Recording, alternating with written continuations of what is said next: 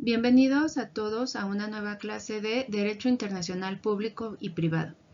En esta sesión analizaremos los principios básicos y el régimen de responsabilidad en el derecho internacional, tanto en su vertiente pública como privada.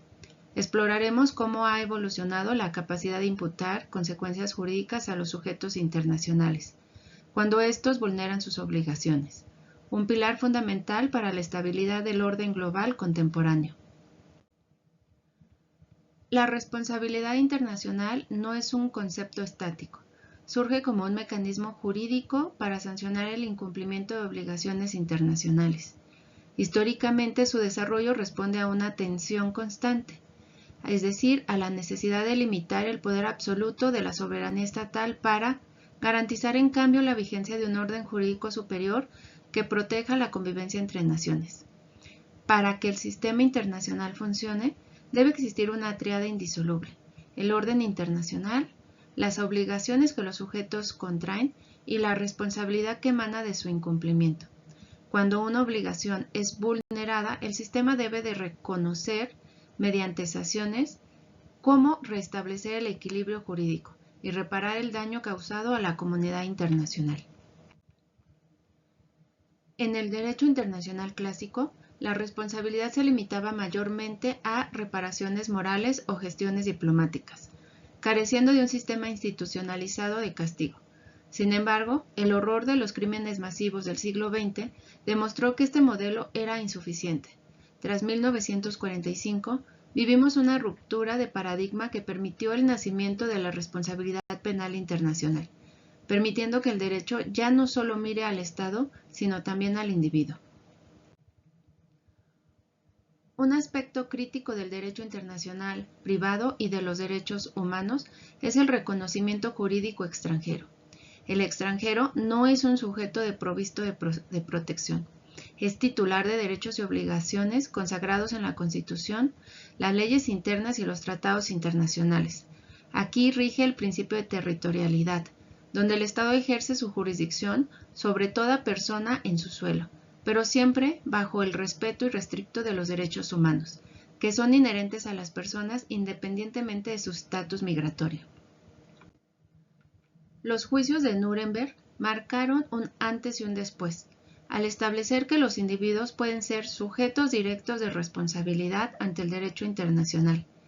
Estos procesos codificaron principios que hoy son normas de jus cogens, generando la inmunidad absoluta por el ejercicio de cargos oficiales y estableciendo que la justicia internacional puede alcanzar a los dirigentes y no solo al Estado de forma abstracta.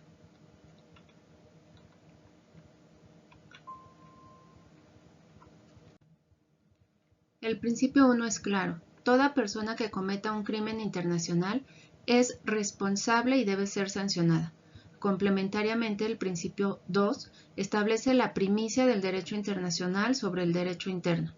Un individuo no puede escudarse en que su conducta era legal bajo sus leyes nacionales si dicha conducta constituye un ilícito según el orden internacional. Estos principios eliminan la defensa tradicional de la jerarquía política y militar. El principio 3 dicta que ser jefe de Estado o funcionario no exime la responsabilidad. Por su parte, el principio 4 rompe con la obediencia debida a ejecutar órdenes superiores, que no es excusa si el sujeto tenía una opción moral o ética para decidir no participar en la atrocidad. La justicia internacional no es arbitraria. Por ello, el principio 5 garantiza que toda persona acusada tiene derecho a un juicio justo con garantías procesales. Asimismo, el principio 6 clasifica los crímenes internacionales en 3 grandes categorías que hoy sostiene el Estatuto de Roma: crímenes contra la paz, crímenes de guerra o crímenes de lesa humanidad. Finalmente, el principio 7 extiende la responsabilidad a los cómplices.